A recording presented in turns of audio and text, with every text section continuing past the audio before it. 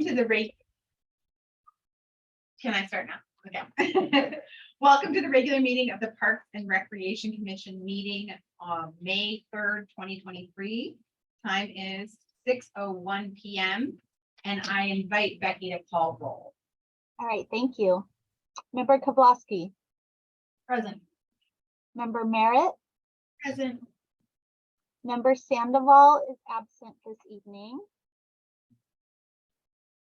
Chair Schaufler. Present. And Member Zhao. Present. Thank you. Chair Schaufler, just one quick note. I know on the agenda, we have a misprint. This is the Public Art Review Board meeting, not the Park and Recreation Commission meeting. So just wanted to make sure that Yeah, was that clear makes for sense. the I was record. wondering, So, like, is that what we're calling it? Okay. So should we start that over? no, you're fine. Okay, that note is noted. Thank you. And then now I'll invite Becky to explain how the public can participate in this evening's agenda. Good evening, everyone. Viewers are welcome to provide public comment online through Zoom or by telephone. If you're watching this meeting through Zoom, please select the participants button and select raised hand if you wish to speak. If you are participating by telephone and wish to speak, please press *9. When it is your turn to speak, you will be notified by the host inviting you to participate. You need to press *6 to unmute yourself. Once you are unmuted, you will have 3 minutes to provide your comments. Great, thank you. I'd like to call the agenda item, get a motion to approve the regular meeting minutes from our October 18th, 2022 meeting. I get a motion to approve. Member Kowalski, is that a motion to approve the meeting minutes? Second. Member Merritt puts for approval. And we have to do an all in favor. Sorry, I'm new to this. Yeah, I'll take roll again. And then, so just yes or no. So member Kovlowski, Yes. member Merritt, Yes. Chair Schaufler. Chair. I said yes. Sorry. Oh, I'm sorry. I didn't hear. Member Zhao. Yes. All right, motion approved. Thank you. And then are we doing, sorry to ask these questions now, but are we doing opening to public comment now or later? Yeah, I think the next thing on the agenda is, and first off, just to kind of backtrack a little bit on that. If there was any public comment for the meeting minutes, we could call for a public comment. So I did want to just maybe offer it up to anyone here in the audience or on Zoom for any public comment on the meeting minutes. And Becky, if you can note, if you notice if anyone's on the Zoom call. We do have 2 people in attendance. So I'll go ahead and ask, if you're watching this meeting through Zoom, please select the participants button and select raised hand if you wish to speak. And that would be on the meeting minutes. And I do not see any raised hands, Chair. Thank you. So I'd like to call the agenda item, we're opening time for public expression. The public is welcome to address the board this time on matters not listed on the agenda. And again, if you were watching this meeting through Zoom, please select the participants button and select raised hand if you wish to speak. I do not see any raised hands at this time. Anyone in the audience, public comments not on the agenda? Seeing none. Okay. Then we will close public comment. I request staff to respond to questions raised during public comment, but there were none, so that's not important. We don't have any special presentations tonight. Other agenda items, if necessary to assure the completion of any items, the chairperson may establish time limits for the presentations by individual speakers. I call the agenda item 3, the approval of the Canal Arts mural proposal. And at this time, I encourage you to do that first, and then I invite questions. Yes, that would make sense, wouldn't it? Yeah, so I'm going to go ahead and thank you, Morgan. I appreciate it. So I just want to introduce myself to everyone. I know there's a lot of new faces in the room. This is one of the first Public Art Review Board meetings. I think, in fact, this is the second meeting. The first one was really focused on establishing this brand new board. And this is the first meeting that we have had official business in front of us. So thank you all for being here and being part of this. We really appreciate it. The city of Centerville is really excited about welcoming new public art to the community. And we have a proposal in front of us today. And so what I wanted to do to start this off is to share a quick overview of the proposal that we received. Kind of give an overview of the staff's perspective on how we've reviewed this proposal and worked with the artists up to this point.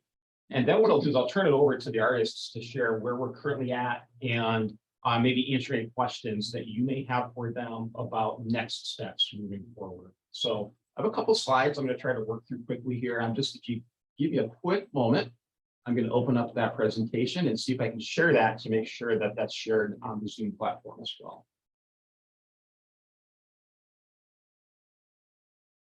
Okay.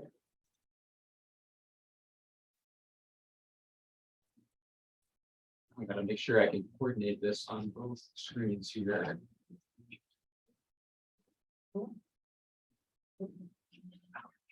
See that one. Okay, and Becky, can you see this screen? Yes, I can. Okay, thank you. Okay, so we've received a proposal from the Canal Arts, who are here today. And we first started talking about this last year. I believe it was in kind of late spring, early summer.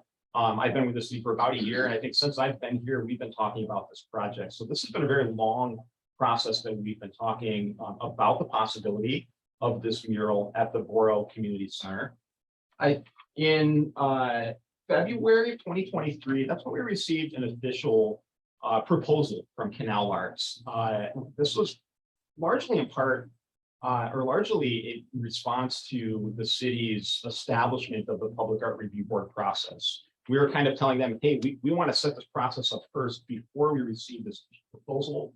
The idea here with the Public Art Review Board is that we can create an efficient process for review for this board to chime in and provide some feedback. And so thanks for your patience and working with us and being the first ones to go through this official process. Since then, we've been working with the Canal Arts. They've been working with us to go through the process, and we've had a couple of rounds of revisions and responses to comments. So just again, as a reminder and an overview of what that process looks like, the first step is to receive that proposal. We've asked artists to give us around 8 weeks internally for staff to have an opportunity to review proposals. There's a lot of logistics and things on our end that we want to make sure we're covering, including working with our Department of Public Works, facilities maintenance, kind of considering design, considering our bandwidth to take on projects, really depending on the scope of what we're seeing and what's been proposed. At this point in time, our staff review has been complete. We have some comments we're going to share with you, some questions that are still outstanding, but we did receive what we would deem a complete proposal. That staff review is the next step, and that's an ongoing process. Iterative process with the artists as we continue to receive feedback from the community. We had an opportunity to bring this forward to the Pickleweed Advisory Committee on April 5th. Typically, for long-term installations, we would want the Public Art Review Board to be the first reviewers. And then if it was an installation proposed at Pickleweed Advisory Committee, we would then typically send it to them. But based on the timing of the meetings, we decided to go ahead and send it to the Pickleweed Advisory Committee first. They did conditionally approve the recommendation and sent it over here to you. So the next steps, if this were conditionally approved by this board, it would then be recommended to go to City Council because it is deemed a long-term art installation. And again, our definition of long-term, short-term installation would be something that would be impermanent, less than a year. A long-term installation would be something that would be in place for more than 1 year. So just as a reminder, the selection criteria, things that we're looking at, we want to make sure the project is ready. We want to make sure that artists are qualified and that there's adequate funding in place to support the completion of the project. We want to make sure that there's been adequate community engagement, that if maintenance is required, that there's a plan in place to maintain the artwork. We want to make sure that we're looking at the design to make sure that design is compatible with what we're looking for in the city of San Rafael. And we want to make sure that designs are representative of the diversity here in San Rafael. So I'm going to walk through a couple of the things that we as staff have looked at as we've been evaluating this proposal. So in regards to project readiness, we believe this project is ready. There's a few things that still need to be done, but we've been actively working with the Canal Arts to complete. One of the most important things that we do need to make sure we complete is a license agreement. We want to make sure that there's an agreement in place between the city and the Canal Arts that just clarifies roles and expectations moving forward. So we want to make sure, for example, that there's insurance in place during the process of painting to cover both us and the Canal Arts and the artists. And make sure that it's clear who owns the intellectual property of the artwork. Make sure that we understand who's going to be responsible for things like maintenance. So we've been working really closely with the Canal Arts to make sure we clarify those things. I think we're really close on that. I have confidence that we'll be able to complete that agreement, but that will be a requirement for us to make sure we all agreed that we have that license in place prior to taking it to City Council. So this board could approve this prior to that being in place. We just want to make sure that it's clear that that'll be a conditional approval upon completion of that license. In regards to qualifications, the artists have submitted their resumes, shared some examples of their artwork. It does seem like the artists in this group are well qualified to complete this project. They've taken on projects like this of this scope and magnitude in the past. In regards to project funding, we are a public agency. We want to make sure we understand, first off, that projects have complete funding, that they'll be able to see the project through. We hate to see a mural get half painted and then be incomplete. So we want to make sure that projects come to us and they can demonstrate that they have capacity from a funding perspective to be completed. And Canal Arts has expressed to us that they do have full funding for this project. We want to make sure we understand where that funding is coming from as well as a public agency. So I think we're still making sure that we're all on the same page in that regard, but it has been made clear to us that they have full funding. In regards to community engagement, we see quite a bit of community engagement on this project. Back in August of 2022, Canal Arts approached the Pickleweed Advisory Committee and asked if they could share an overview of this proposal, this idea, to see if there was interest in the community for a mural at the World Community Center. We saw quite a bit of community interest and engagement at that meeting. If I recall, I think there were a couple dozen people that came and supported the idea of installing a mural. Since then, I know that the Canal Arts have had several different meetings. They had a Zoom meeting where artists and the jury panel were there to talk about the process, talk about the creation of the artwork back in December, another virtual outreach meeting in March, and then most recently, as I mentioned, the Pickleweed Advisory Committee meeting on April 5th, 2023, as part of this review process. And I've had a chance to attend, I think, all of those meetings in one capacity or another. And I overwhelmingly have heard positive support for this mural and for the design. One outstanding question in regards to community engagement, which we've talked about with the Canal Arts, is that we have heard from the public that they wanted to understand whether the Coast View Walk were acknowledging their approval of the design. There's some representation in the mural, and we've asked the Canal Arts to follow up on that and reach out to the Coast View Walk to verify that they are in support of this design. So I know there's active conversations going on right now in regard to answering that question.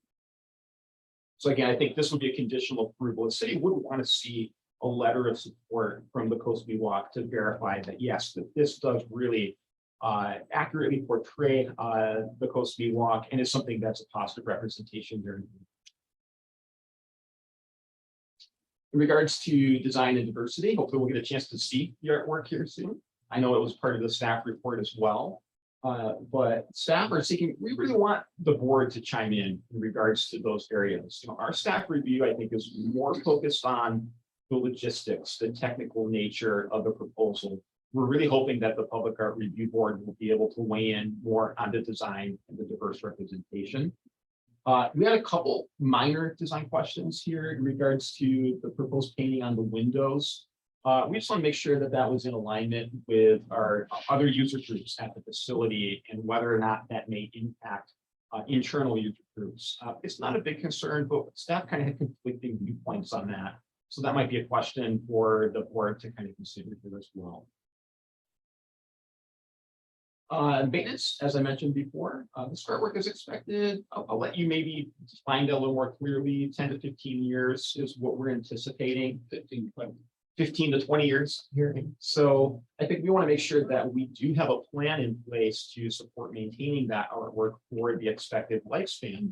The city right now does not have a budget to support maintenance of artwork. So that is something that we want to make sure we clarify as part of the agreement. I know one of the things that has been expressed to us is that the Canal Arts would consider making the artwork a gift to the city upon completion. And I think if that were the case, then we would want to just make sure we clarify that even if it's city property, we may not have the means to maintain it. So we want to have something to recognize who's responsible for maintenance as part of it.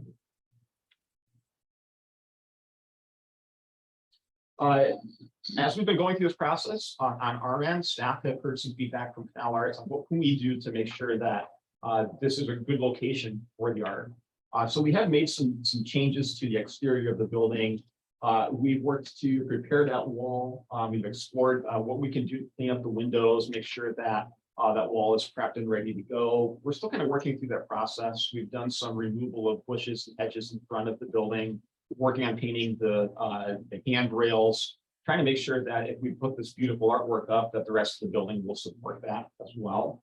One recent development that we've learned within the last week is that our Public Works Department did go explore that wall a little more fully, and they found that there are some leaks from the windows. Unfortunately, what that means is we're doing a little more exploration. We're trying to determine what the scope of work is required to repair that. That may require removing the windows and replacing them, which would also require ripping up the wall around those windows. We definitely don't want to do that after the mural is in place. We want to do that work first.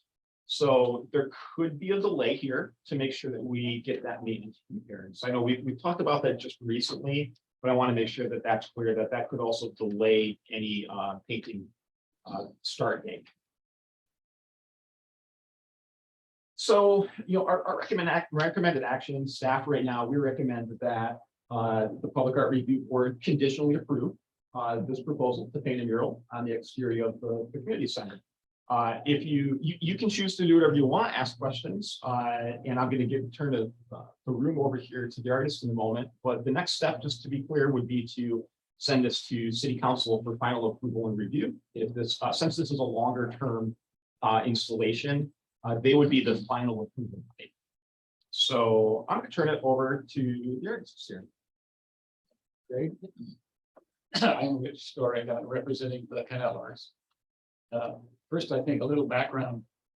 We have been working with the city over the past few years to implement a whole new approach to public art in San Rafael. And delighted that this is the inaugural project that's coming before your board.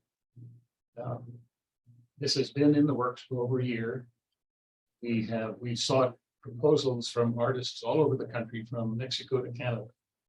We had 15 proposals, and the judges panel of 5 selected artists Oscar Morales and Vladimir Cuevas as the winning team.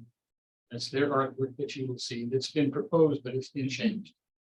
The process has gone through several iterations, improving, looking for ways that we can accommodate community comments, and the work that's being proposed tonight is the latest version. We still have to get the final approval from the Coast Miwok tribe, and we are expecting that in the next week or so, meeting with them. We will get their approval one way or the other before this goes before the council, of course.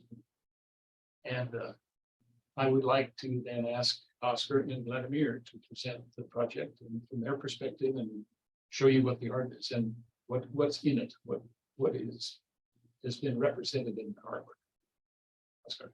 Yeah, so my name is Oscar Morales. I'm a muralist and visual artist. And this is my friend, part of the team, Vladimir. Hello, everyone. My name is Vladimir Cuevas. I am an artist. I am from Oaxaca, Mexico. And it's an honor to be here. It's a pleasure. We are going to show you what we've been working on this project. It's an honor. We have been working in this design with love and respect. So So yeah, before we present the design, we want to talk a little bit about how we get to the mural design, the concept, the whole concept. So we've been working with the community, Voces del Canal, with the kids every last Saturday of the month, painting, getting involved with the community to improve the design and just to hear what they like to see projected in the wall. And let me share my screen.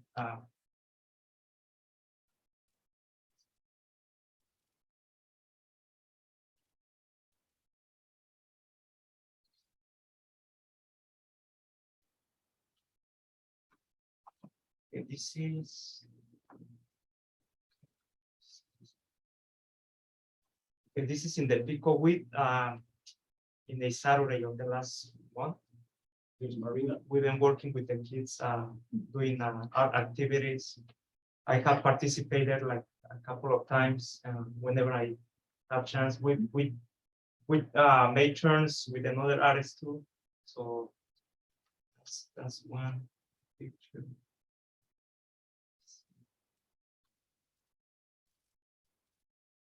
Here's another one. Is this in the other past one? yeah, it's Easter. Easter Day, yeah. ¿Quieres decir un poco? Yeah, well, basically, we've been involved. This is my first time working in this area. I've been living in San Francisco for more than 20 years.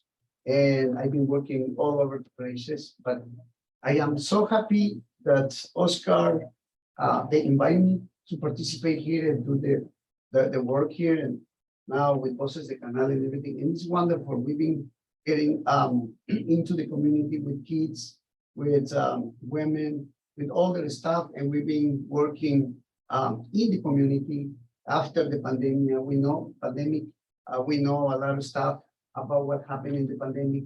Voces de Canal were so talented to challenge to the pandemic and all of that. So we basically been involved with the community, and we are ready to present this to the community, to this world community, which is wonderful. And it's been a long process, but we are ready. Also, I want to mention something on the past murals that I have participated. One was in what's the name of the street? Kernel. Yeah, 3301 Kernel. So I participated, and we also invite the kids. We list, we make a it was like 10 kids or so, and they had a really good time, getting their hands into a big project. And this experience remind me when I was a child, because I always wanted to be part of a big project, but it never happened. So now, and now that I have the chance, I'm very happy to share with the kids. And actually, we are a plus to this project, because when we get to the point to the competition, we add something that we are going to provide to the community, which is we are going to build a big canvas with the design, and we are going to allow especially kids to get involved in paint whenever we are going to be painting the mural. And that specific piece, we are going to donate it to, we don't know yet to which society or community, but that's a big plus that we put. Is we are going to donate a big piece of art with the kids that they are being involved to it, to another community. So moving forward, let me share my screen with the mural design for the people with. Okay, so this is the building, and this is how it looks. The building. I'm gonna move to a better quality design, so you can see it there. This one.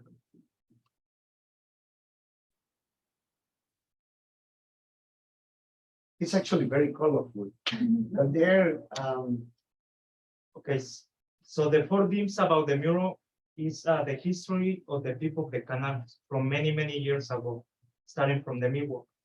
The immigration, the cultures of the canal, and also the pandemic, how the community respond to the pandemic. I'm gonna start with the Miwok. So this is the world. For the Miwok, it was very important because they took care of the land and the land took care of them in return. As we see right here, I'm pointing the path of the Bering Pass where the host Miwok came from.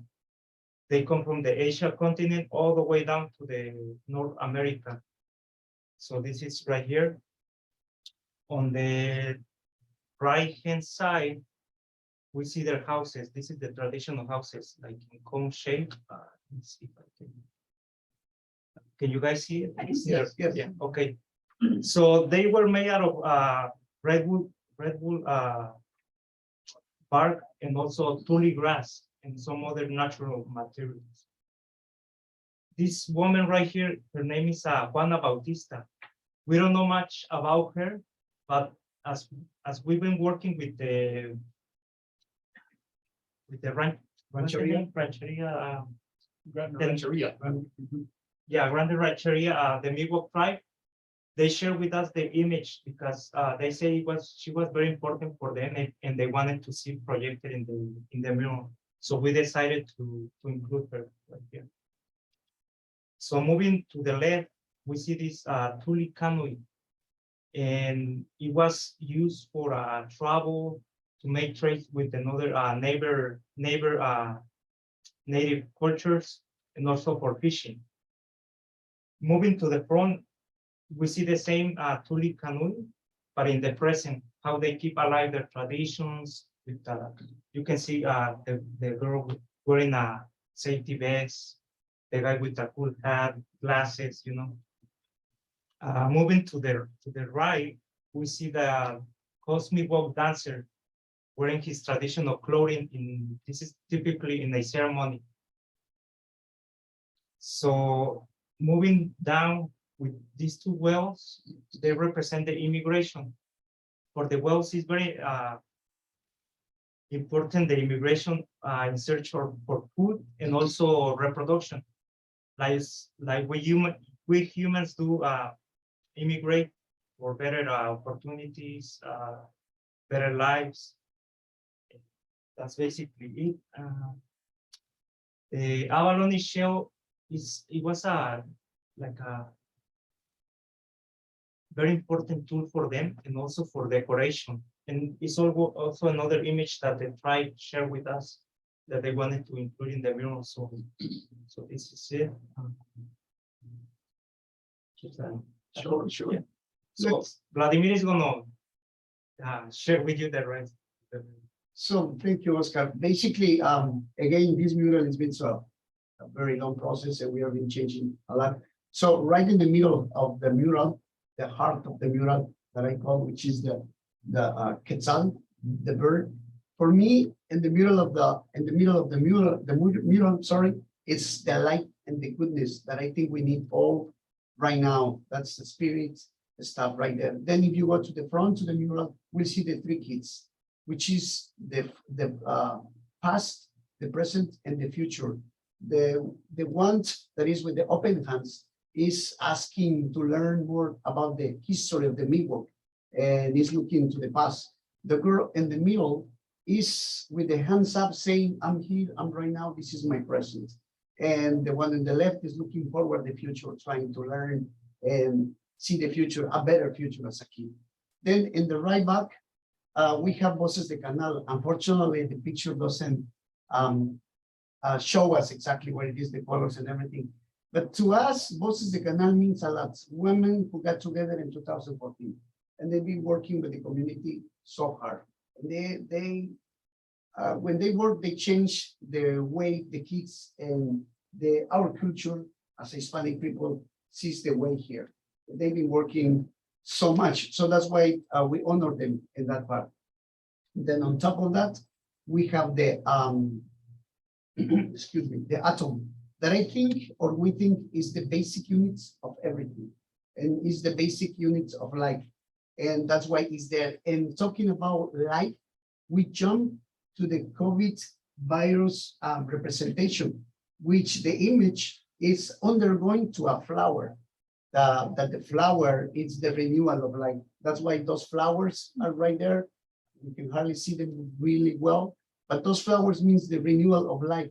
And for us means that we want over the pandemic. And we are here thinking that we passed through and we are doing well. And then at the top right, we have the Quetzalcoatl. For the Hispanic people in all Latin America, it's one of the principal gods, and he's the protector of the cosmos and the Mother Earth. And that's what we are trying to finalize in this mural, the earth and the heaven, just to say. And finally, to the bottom, we have the coyotes. And the coyote, it's really, really important for the basis of the Miwok culture. That's what we been working in this mural. And I just want to share something for the importance of this mural. I always believe that a blank wall is crying out for color and images. And now more than ever, our children need to be exposed as much as beauty as possible. Thank you so much. Thank you.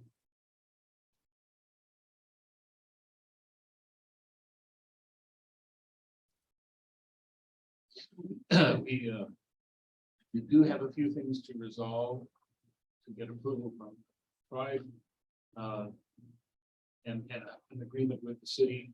But I think we're essentially there. We're ready to go. We do have the funding for the project. So we're open to your questions and comments. Yeah. Thank you, Rich, and thank you both. That was a wonderful presentation. Thank you. I invite questions and answers from committee members and staff. Anyone have questions you'd like to ask the artist? Yeah. The white dots. who do they represent? Oh, yeah. Okay. I'm sorry, I'm glad you mentioned. So this is the map from Central America, from right here. And it's in an immigration path that they took all the way down to North America. So this is part of Mexico right here. The rest, it blends with the woman. So now when we paint the mural, you're gonna see the definition of between the two colors. But right now it's a little bit hard because it's digital. But when we paint it, you're gonna see all those details. But that's the part of the immigration part of the Latin. Yeah, it's really far. The contrast is the globe on the right shows the migration pattern from Siberia down. Yeah. The continent on the left shows it coming up from the south. I have a question about the regalia on the gentleman on the far right that we can see, Mhm. far left of the piece. The regalia that you said it's a dancer that's wearing that, and was this an image shared with you by the coastal Miwok? So we've been, create it? so you know what's is curious? We've been doing our research for so many months already. And as we've been learning about the natives in the coast, most of them have the same typical similar. It's very similar, but we're getting to the point to just get the approval from the Miwoks, to see if that's the right one. But as we've been doing the research, everything is very similar. And actually to that image, we changed that image several times. But we actually spoke with one archaeologist, and we've been learning from him about the culture. So we came out to that image right now, but we are trying to finalize and get the approval from the Miwok people or culture. Yeah. Morgan, it's really a good question, because the question really is, who is that? Yes, Do we have approval to use that image? We're trying to find out if we can find the source. If not, it's going to be someone who looks similar, but certainly not a copy of this. got it. Well, and probably I am going to do something crazy, but no, but I just want to show you the real color. Oh, Oh, it looks so wow. much better here. Yeah, It's much better. Oh, yeah, Just turn the lights Sure. off. Yeah. actually, Yeah, this is turn what the it on. colors are. This is what we are, Yeah. no, I'm gonna show it to you. also. You can feel free to. So yeah. it's. I didn't wanna go home without showing. you. Yeah. No. We can always. This is the real color, Yeah.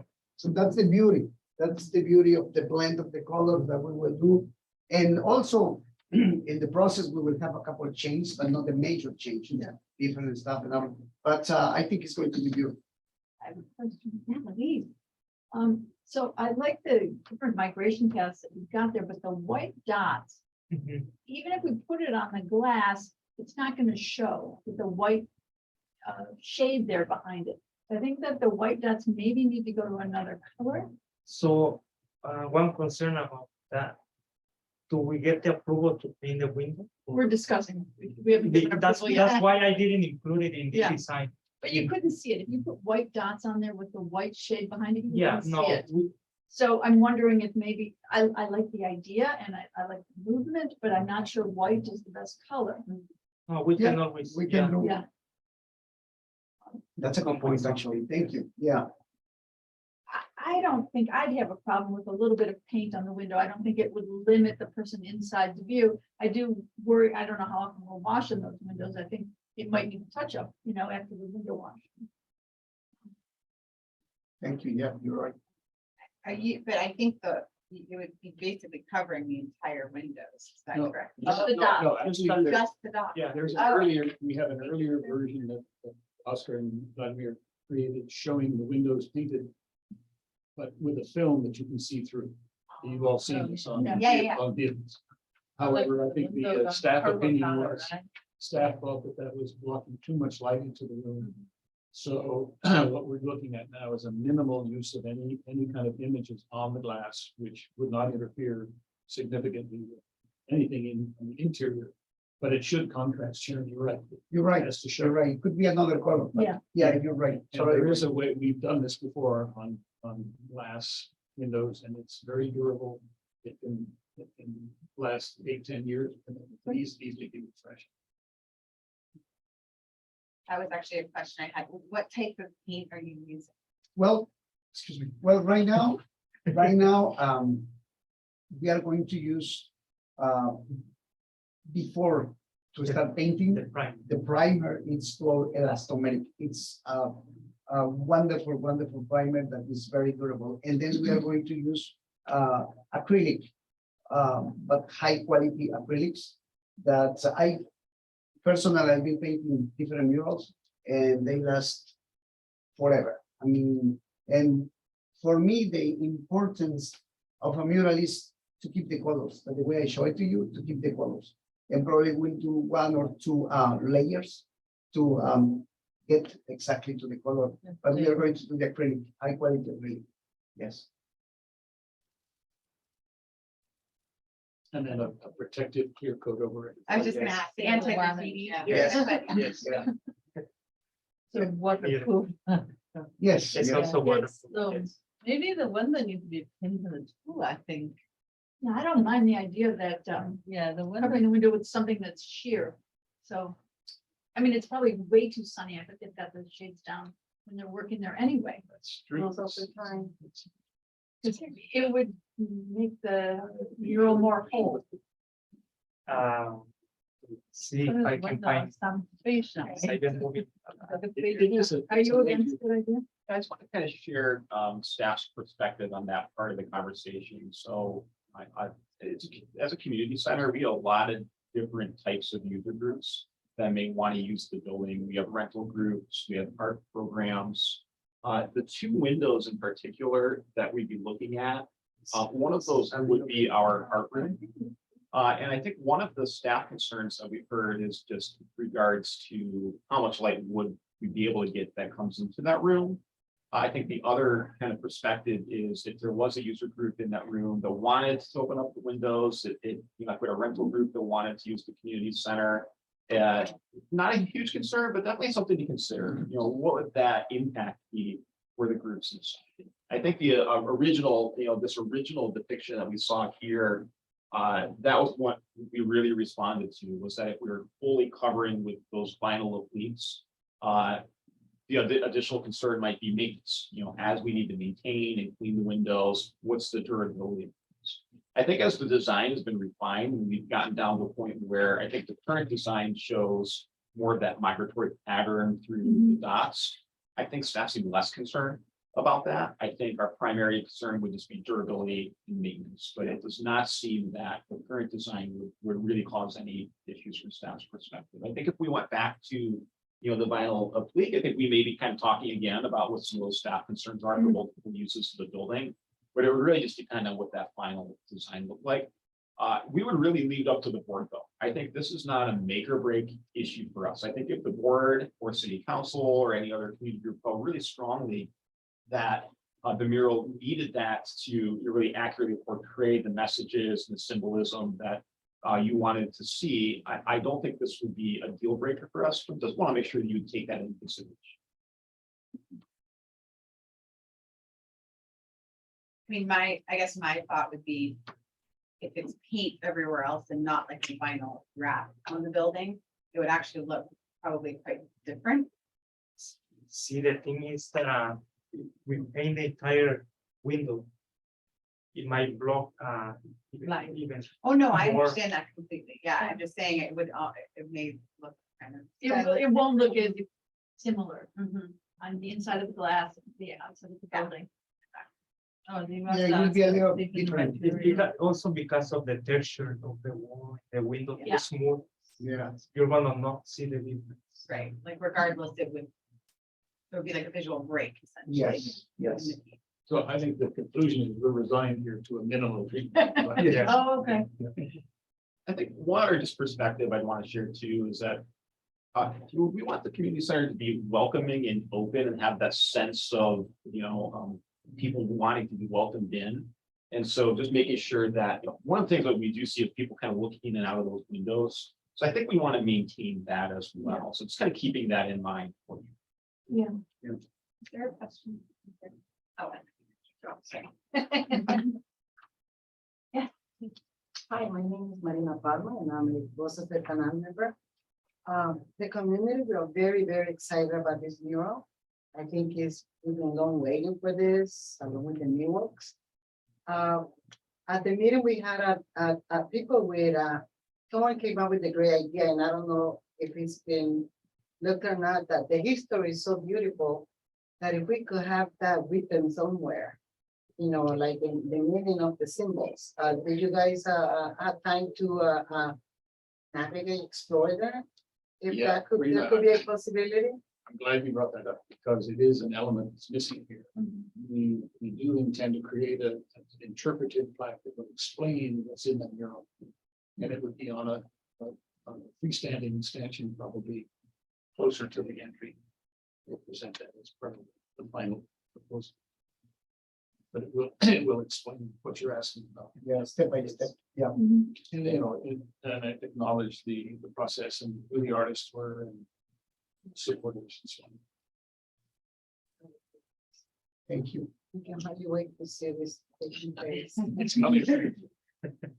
If we do get approval in June, that's the city council.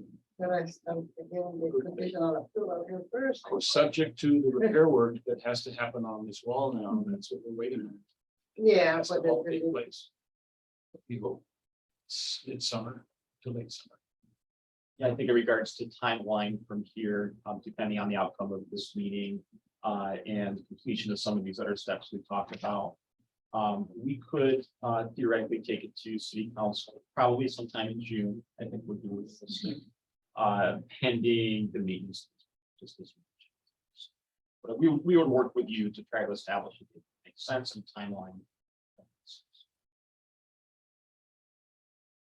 We should also add that there is in our budget, a video documentary of the project. So at the end of this, we'll put a QR code on Gotta the think wall. definition. Take a look, see who did this and how did it happen. Yeah, or even on the little plaque. Yeah.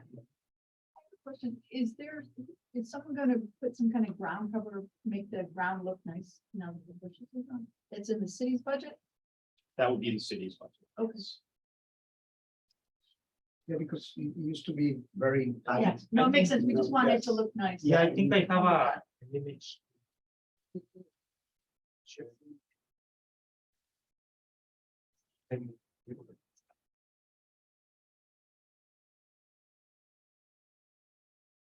Yeah, some nice little bushes. Yeah, makes sense. Yeah, Trevor. Yeah, I think that's, we would be looking for some drought tolerant native species that we plant that would do well with the irrigation that we have in place here. Take no maintenance. There we go. Exactly. Little to no maintenance and not grow too tall. Right. But we've been in conversation. I know Steve Mason, the senior recreation supervisor for that facility, has been obviously very in the loop on what's going on here. And we'd be working with him, working with our Department of Public Works to make sure that we select some vegetation that makes sense for the facility.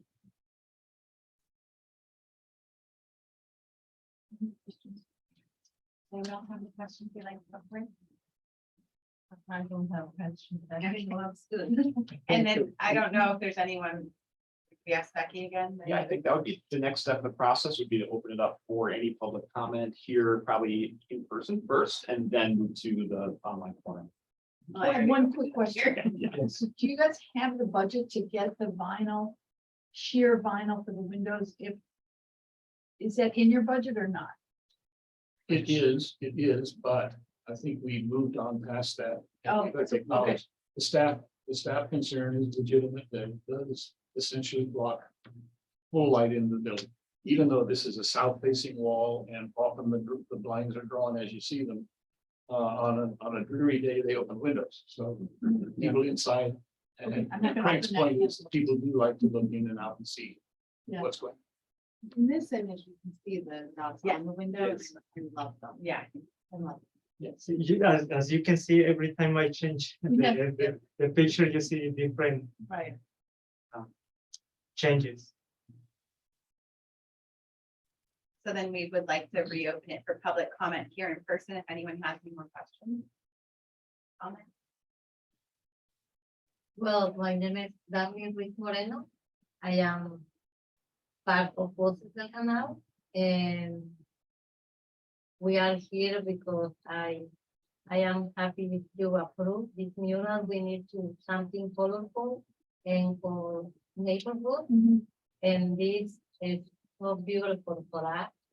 And I am from Oaxaca, and we use these colors. And I'm feeling to.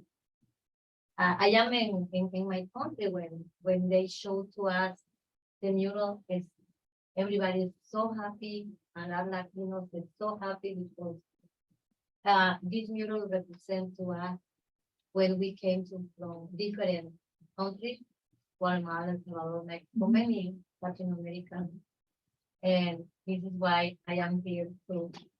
No, if you approve, please. We need this mural. Thank you. Thank you so much. Thank you very much. So if there's no other in-person public comment, we'd like to open it up to any public comment for the participants online. And I wonder if we could stop the share. Yes, just so we yes. can see them. All right. So if you are watching this meeting through Zoom, please select the participants button and select raise hand if you wish to speak.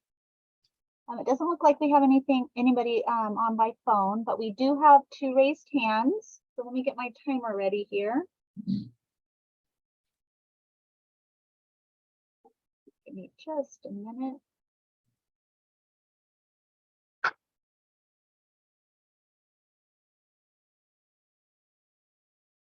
Okay. So once it is your turn to speak, you will be notified the host inviting you to participate, and you will have 3 minutes to provide your comments. And the first hand that we had raised is from, looks like from Meg Riley. So Meg, go ahead and unmute yourself, and I'll go ahead and start the timer when you're ready. All right.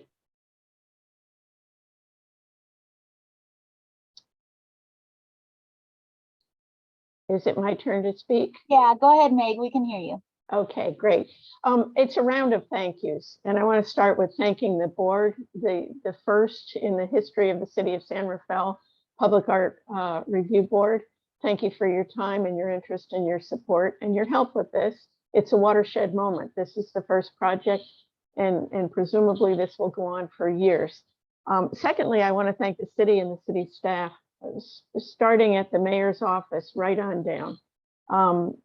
Without the support of the city, we wouldn't be here tonight. And I want to thank them specifically for implementing their first public art policy and procedure.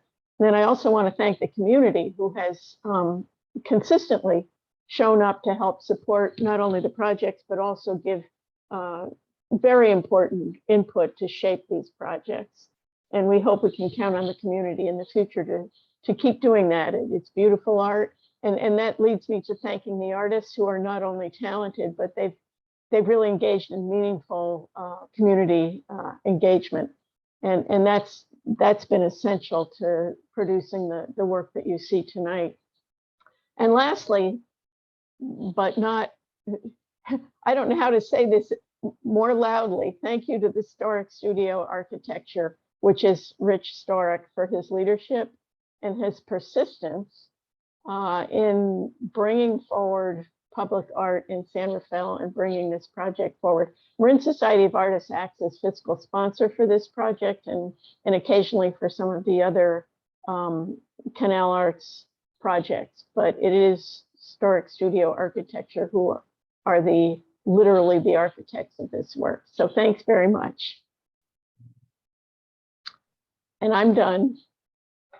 Thank Thank you, you, Meg. thank Thank you, Meg.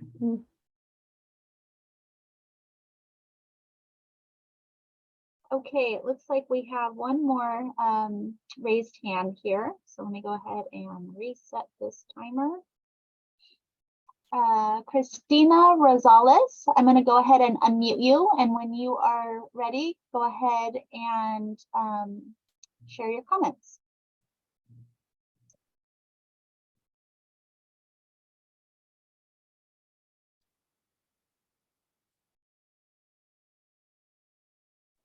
Hola, ¿sí me escuchan? Sí. Mi nombre es Cristina Rosales y soy líder de Voces de Canal y estoy aquí para pedirles que por favor aprueben el mural. Cada foto representa algo muy especial para nuestra comunidad y tiene muchos también, y tiene bonitas fotos y bonitos colores. Y muchas gracias a los artistas Vladimir Cuevas y Oscar Morales, Rich y Isidoro también, porque también está con nosotros y nos apoya. Y a todos los de Voces de Canal que estamos aquí apoyando. Y muchas gracias a todos. Gracias. Gracias. Thank you, Chris. Nice, thank you. Yeah. Awesome. Really But brave, so wait, yeah. you're right, yes. Thank you, Christina. If there's no, if there's no other public comment, we will now be closing the public comment. Does anyone have any last? Yeah, I don't see any other raised hands at this time, Chair. Great, thank you. So then at this time, we'll be closing public comment. I'd like to request a motion and a second to accept the approval of the Canal Arts mural proposal. I will make a motion to accept the proposal, conditional on the requirements of the city and of course MIWA. And my personal aside, if that vinyl could happen, I'd be super happy about it. You see it on the back of buses, and so it's safe enough to drive and see through. Can I get a second? Second. Thank you. I just wanted just an enthusiastic. It's beautiful. Thank you. Thank you. So all in favor? Yeah. Oh, we have to do roll call. I'll take roll call. Thank you. Just give me like. All 2 right. We have Yeah. Member Kovlowski. Yes. Okay. Member Merritt. Okay. Chair Schaufler Yes. and Member Zhao. Yes.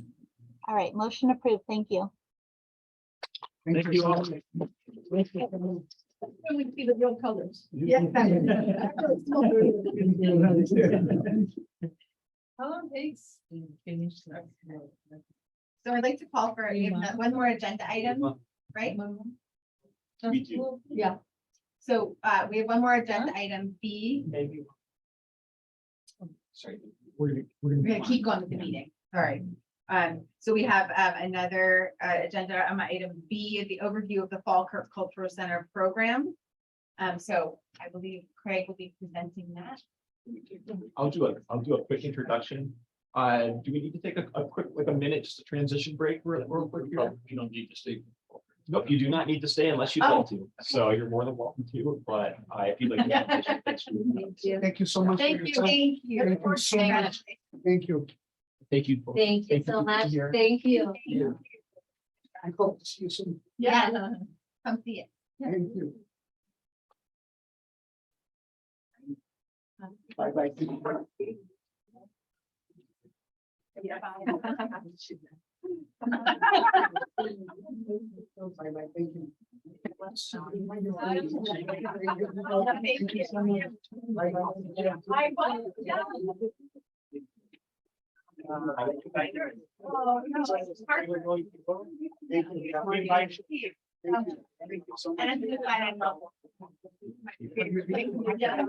Oh my God. Just one time, but I would go back. Yeah, yeah. Actually, I think I have one. It's actually- Love it.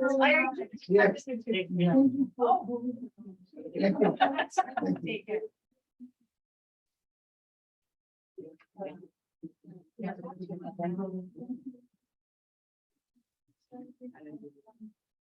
Thank you, everybody. Thank you. Oh, beautiful work. Okay. Thank you. Thank you. Thanks, everyone. Okay, we're gonna shift here. I'm gonna take a moment to introduce Christina Farhang, who is our program coordinator for the Falkirk Cultural Center. And but real quick, just a quick introduction. So the Public Art Review Board, since this is a new board, one of our goals was to, as the board was developed, was to ask the board to help support the city in making sure that we could bring more public art in a variety of different ways to San Rafael. One of the resources that the city has is the Falkirk Cultural Center. We have ongoing art exhibits there, and I'm going to let Christina kind of share a little more overview of those programs, but we wanted to make sure to inform the board that we are going to ask you to help support us in selecting exhibits moving forward into the future. And we wanted to help share an overview of what that role might look like and what that process. So I'm going to turn it over to Christina. Okay, well, I'm Christina. I'm excited to share this with you all today. So this is just a general overview of kind of what our process looks like now at Falkirk on how we pick exhibits and kind of everything that goes along with that. So I'll give you guys a little bit of a brief background of Falkirk. Talk a little bit about our art classes that we currently have running out of Falkirk, and then get to the art exhibit. So if you are not aware, Falkirk is a historic site that we have here within the city, and it is a rental venue for life events. So we have a ton of weddings, celebrations of life, just big life events like that people choose to have at Falkirk. So that is kind of our main use for the space. We also have meetings. It's used within the city or internally within the city a lot as well. Again, with art exhibits and contract classes. We also, something that I think a lot of people don't know is that we work very closely with the UC Cooperative Extension, that are the master gardeners that oversee not all of the grounds at Falkirk, but a majority of the gardens there. So the reason it's so beautiful most of the time is because of them. So we're really lucky to have that partnership with them as well. So our two art classes that we currently have are our watercolor class with Michael Friedland and our pastel with Jennifer Siegel. So watercolor is very successful. Each session, there's more and more people. We're gonna hit a point where we probably aren't gonna be able to take anymore. So that's been really great. They were able to run through COVID and everything, which is pretty cool. They take place upstairs in one of our classrooms that we have. We've kind of just converted it into our classroom, which has been great for them. They are taught new techniques each week. Every week has a different focus. They have a painting that they kind of focus on each week. And Michael does a pretty good job of, he realizes there's a student who maybe wants, wants to push them a little bit more. He has something that's a little more challenging, so he definitely gears things depending on the class that he has. We do offer, you can sign up by the session. He does have a drop-in option as well. That doesn't bring in as many people, but that's also an option. Pastel Plein Air with Jennifer Siegel is upstairs during the winter in that same classroom. And once it is warmer weather, so we'll hopefully start to bring that back outside, either on the veranda or on the wedding lawn. And they, they follow a similar structure to watercolor. They have a different focus each week and learning new techniques and things like that. And all of these classes are beginner classes, so you don't need to have any experience prior to being in them. And we're always looking to bring in new art classes. It's just, Falkirk's a little bit of a tricky site just because we have kind of a different group of people who come to Falkirk. So we kind of, we're always looking to see what we can bring in, but we just want to make sure it's something successful that we bring in. So these are our exhibits from 2022 and what we currently have on the books for 2023. So 2022, we had a winter juried show, a Terra Linda ceramic show. We always partner with Maria Open Studios, and a Kendall C. King exhibit, Art to Amuse and Delight, which was a juried show, and the California Watercolor Association show. So that is kind of what a typical format looks like for our art exhibits. My next slide will kind of go into more details of what that looks like. But we usually have 1 to 2 juried shows a year, just depending on what we choose to do. And for 2023, we had a winter invitational where we worked with Michael Friedland, our watercolor instructor, and another artist, Susan Press, who we work very closely with. And they put together this incredible show with a mixture of 2D and 3D art. And we got incredible feedback, and that was pretty cool. And that was my first show, Falkirk. So it was also cool to be part of that. We then had Articulation by Terra Ceramics, and then our next show will be Marin Open Studios. And for now, we don't have anything planned for the rest of 2023. We hope to have something, but we're hoping to see if you guys have any feedback on things that you might recommend for Falkirk, and we'll go from there. So these are some things that go into our exhibits while they're running. We always have an opening reception that typically brings in about 50 to 70 people. It just depends on the show and kind of who is putting on the show and the kind of marketing they're doing. We do our own marketing internally. However, it just really depends on the artists that are in the show. So, for example, Terra Linda Ceramics, they do a really big opening every year, and it's just different compared to our other openings. So it really just varies. Each exhibit runs for about 6 weeks. That is pretty accurate for all of our exhibits at the moment. So they're on for about 6 weeks, and we're open to making them shorter and maybe bringing in more exhibits. That's something that it doesn't have to necessarily stay that way. That's just what has been going on for the past few years now. We have our open hours. So typically we are open Tuesday through Friday from 1 to 4:30 for the public, and Saturdays from 10 a.m. to 2 p.m. And we're closed during private events. So when there's a wedding or something going on, our galleries and everything are closed. So that's just something that to keep in mind. And our galleries are pretty well visited during the week. So that's something that is wonderful to see.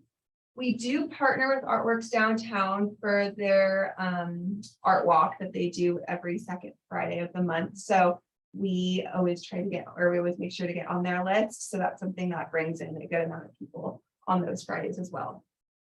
In terms of art sales, the city collects 30% of sales that we make. And typically we usually sell 2 to 3 pieces a show from what I've kind of noticed. It just really, again, depends on the show, depends on what the pricing is of the work. So, every show is very different on what it sells or doesn't.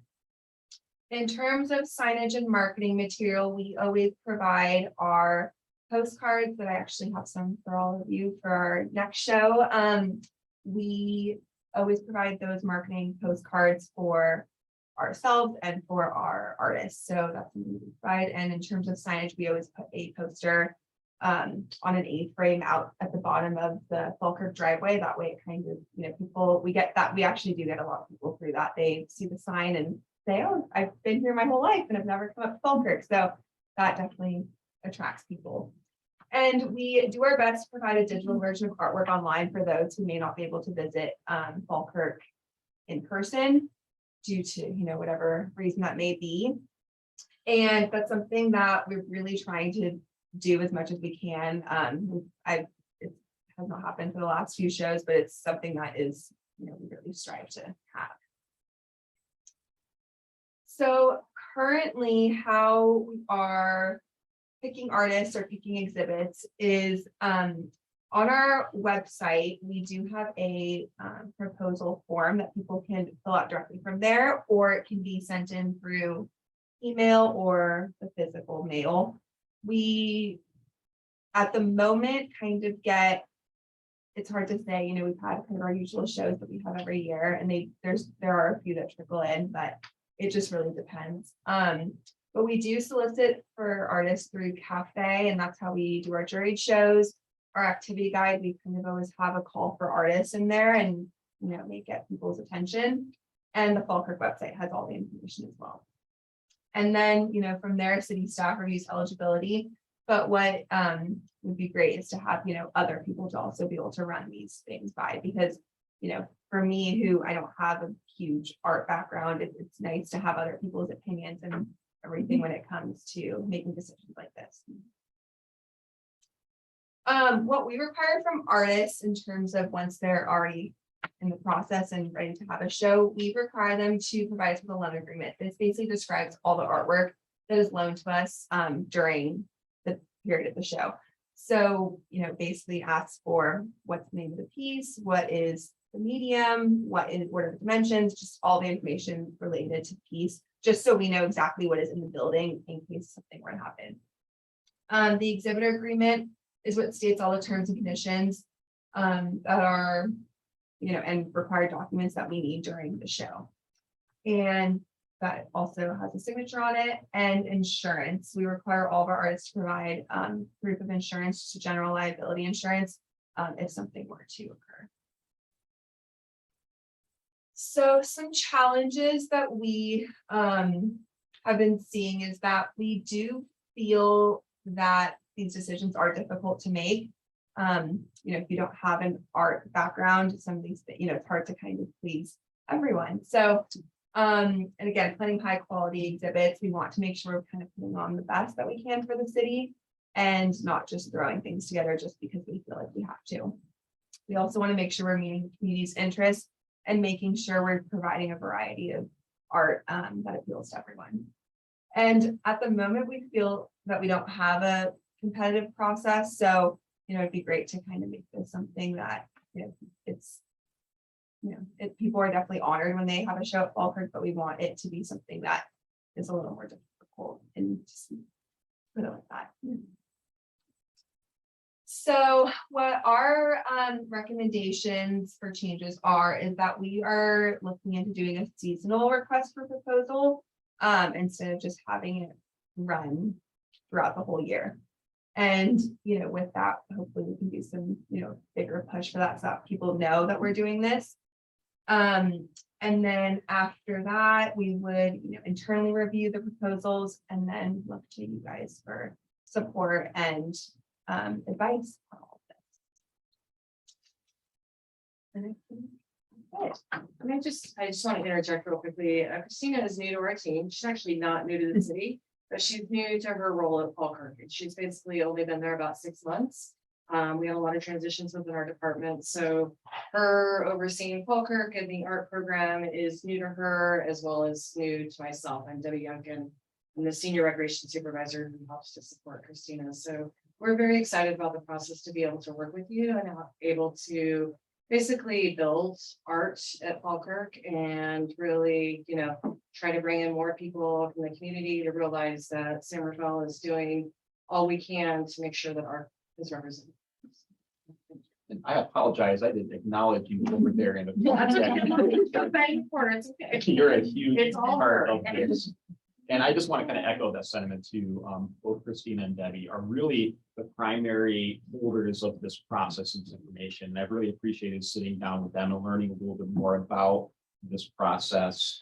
As I mentioned at the beginning of the presentation, I think one of our goals with the development of the Public Art Review Board was to really try to bring more transparency to the process, to make sure that people knew this was an opportunity to present art proposals and exhibits at Falkirk, and maybe to kind of to what Christina's point was, is to increase the demand for that so that it could become a little bit more of a competitive process and we could bring in more variety and just more volume of exhibits to Falkirk, because we think it's a really wonderful resource and we're really excited to see some of the new work that's been happening in San Rafael to really inspire more public art.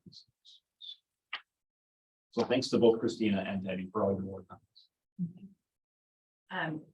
So I'd like to invite questions and answers from the community members. Do you have any questions? I do, but I don't want to. Does anyone have any questions? I have questions. Yeah, go ahead. She wants. Okay. Are you looking for ideas now, or are we talking about in the future?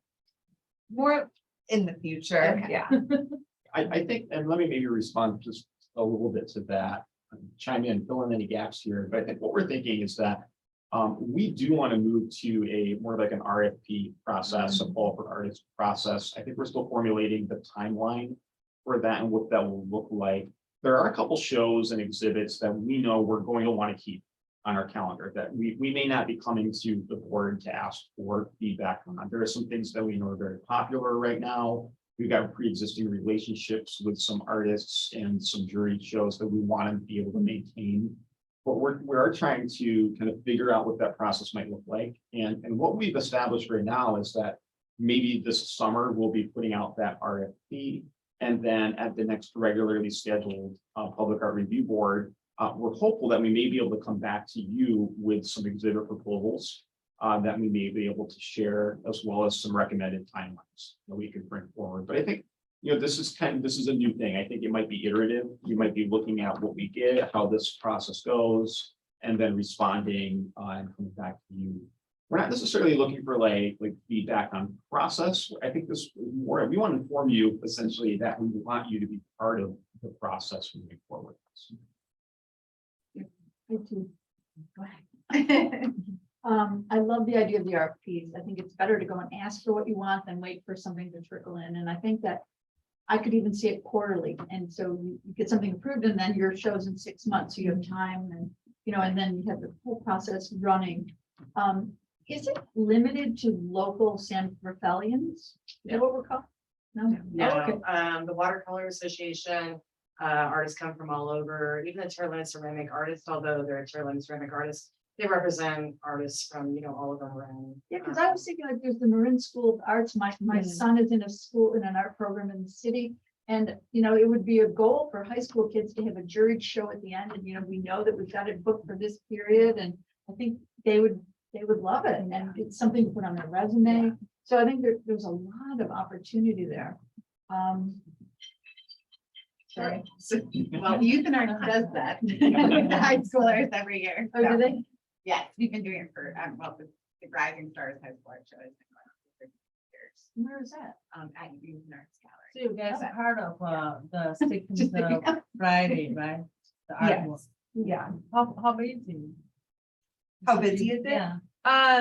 It depends. I think, for example, this last one we had, I think we had 6 people come in. 6 people? It just depends. I think we're also kind of off the trail too, and I think, some people are like, no, we don't want to make the trek up to Falkirk. Not that it's very far, but I think, it just depends. There's been, some art walks we've seen 10 to 15 I know you guys people. on the map. Yeah, we definitely, we're always on that map. It just, So people get yeah, and around. we keep track. My staff keeps track of our daily attendance, and in a normal show, we see probably 200 to 300. It just, again, depends on the show. It depends on if it sparks interest or not. And it really depends. But yeah, the art walks, it's all been all over the place. There's been some where sometimes it coincides with our openings. And so that's great because then we get a ton of people come through, and on the openings, yeah, then we probably have 50 people. But that's also because there's been a lot of other advertisement because of our opening and things like that. Where you do the advertising? So we distribute our postcards to the art shops downtown, at all of our community centers. We post on Facebook. So we use all of our social media platforms that we have for our department, and that's where we post. But we don't know exactly if we're reaching the right people by doing that either. So we're posting and we're sharing these postcards. We're just hoping people see it. And I know I post on Patch that brings in people as well. So, we're trying to reach as many people as we can and make sure we're. The Chamber of Commerce, do they help? We have not, that's a great idea. It's not something that we've reached out to, but definitely some Yeah. what They're we always should be looking for sharing things with. to do. Definitely. I have a question about, it's funny, the 6 weeks is actually rather short for a show.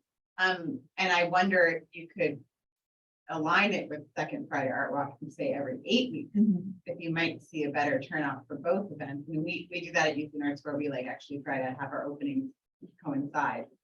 So that it's just a more, there's more luck with that. But my other question to you, I guess I should know this, I suppose, but so you're asking people to apply for these shows. They are responsible for curating the show, hanging the show. And is that correct?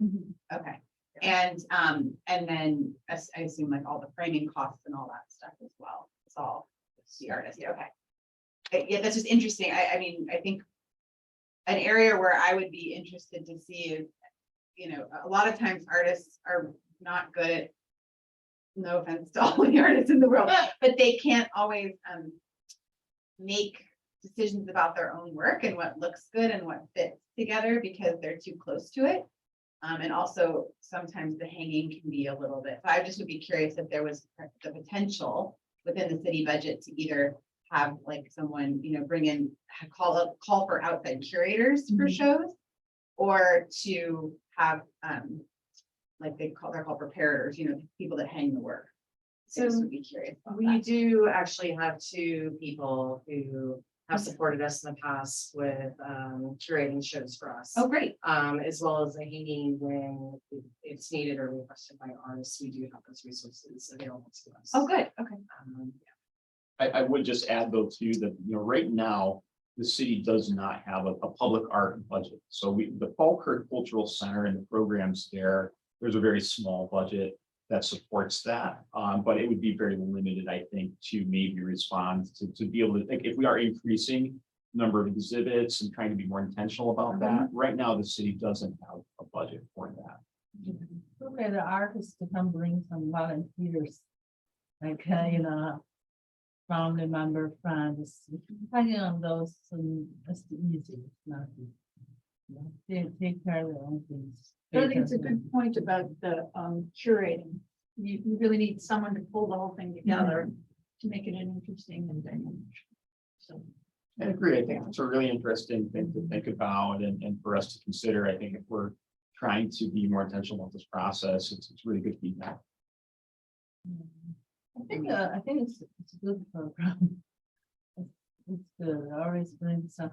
No, sort of is kind of like an art city, like a small art little area in Marin. It's kind of interesting. Have more spot, has art shop, people just go around, look around. Every time have, you have different paintings there. Try to keep more interest. Yeah. And then bring some tourists down. If you're more interested in the city. Some people just want to say, hi, we can, let's go somewhere else. Actually, we do get a lot of people from out of town that go, oh, we found you online. Are you guys, they call just to make, so we have on our website, call ahead in case we're closed for a event, because we don't want people coming. I don't know. We had people come from Sacramento and, they just want to make sure you're open. So it's been cool to see How often you're open? So we're open Tuesday through Friday, 1 to 4:30. And then Saturdays 10 to 2, but we're closed during private events. So if we have a wedding or a memorial or something like that, People run we'll to be the closed. building, right? Yeah. Okay. And the galleries are closed during all of that. So the for- painting on the wall, how you close? If it's a painting on the wall, you run out of the space. The painting is still there, right? So our exhibits are all upstairs on the second floor of the mansion, and there's 3 different gallery rooms, and they all, are all separate rooms, and they all close and lock. So when there's a rental going on, they don't have access to the galleries. Oh, okay. Yeah.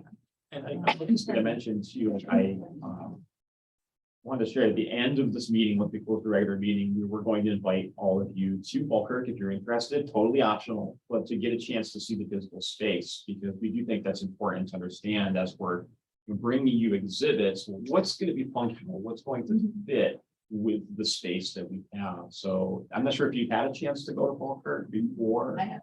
Yeah, but it is, it's a unique environment. This is a national historic facility. We were actually just pulling the records from that, I think in 1868.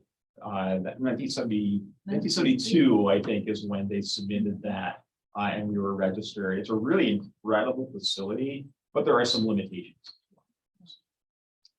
Yeah, I go with you. I love to go there. Yeah. Yeah. So we have one more question from.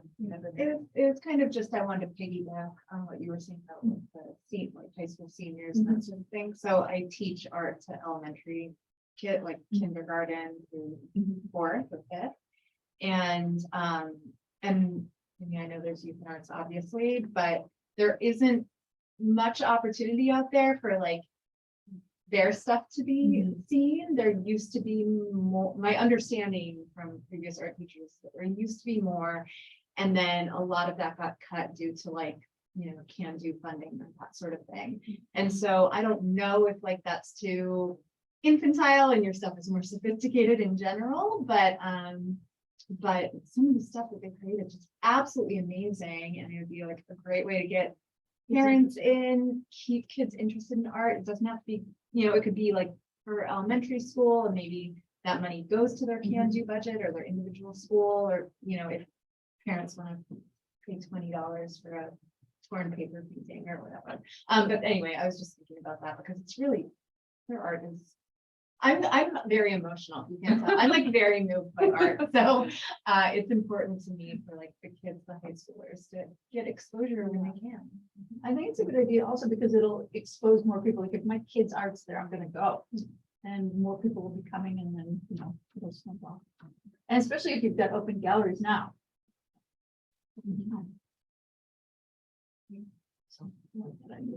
Well, I think that's where we would really be looking to the board too. Hopefully, if we can start to develop some of these processes around the call for artists, we can come to you with the kindergarten show, the high school show, Yeah. the more sophisticated exhibits, and then you will be faced with making decisions around, how and when some of those exhibits are put into place. In Falkirk. And those school shows come with a curator because the teacher would be able to curate this stuff. That's bonus.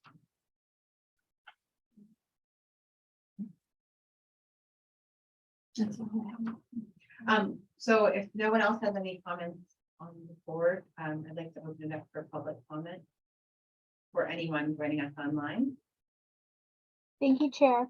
We still do have an attendee here. So if you are watching this meeting through Zoom, please select the participants button and select raise hand if you wish to speak. There's just one person, so I'll see if you have any comments, go ahead and raise your hand. And I do not see a raised hand. Thank you. So at this time we'll close for public comment. And then I'd like to request a motion in a second to accept the Fall Cultural Center programs report. Can I get a motion to approve? Motion to approve. Oh, Merit. Motion to approve. And a second, Member Kowalski second. and then Becky, if you'd like to call roll. Yeah, thank you. All right, Member Kowalski, Yes.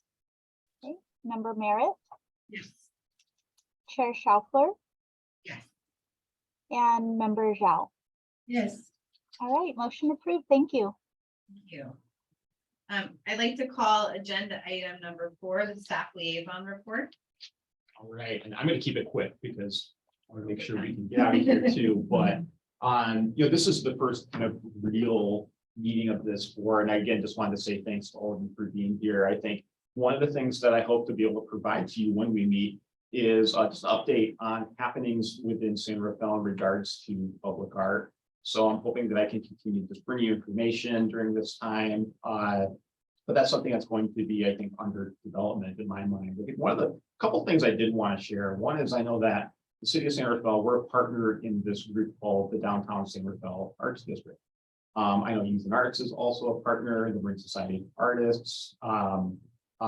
There's 5 partners that are part of the DSRAD. And recently there's been kind of a revitalization in our frequency of meeting and some of the work that's been happening. There's the California Arts Council has released some additional funding, some grant funding that we went through a recertification process with the CAC and recently reapplied for that grant funding. We received that grant funding and the city is acting right now to receive the funding and then work with the partnership to make sure that that's released to that group.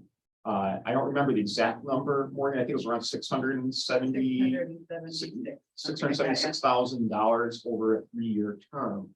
And so there's some specific things that that partnership has established that they want to bring to San Rafael. There's some strategic planning for the future of the district, the type of work that they want to do, as well as some program elements. And so we're really excited about that. I think that that's just another really wonderful development for public art for San Rafael. So I want to make sure that you were aware that that's happening and it's something that's going to be impactful for the next 3 years.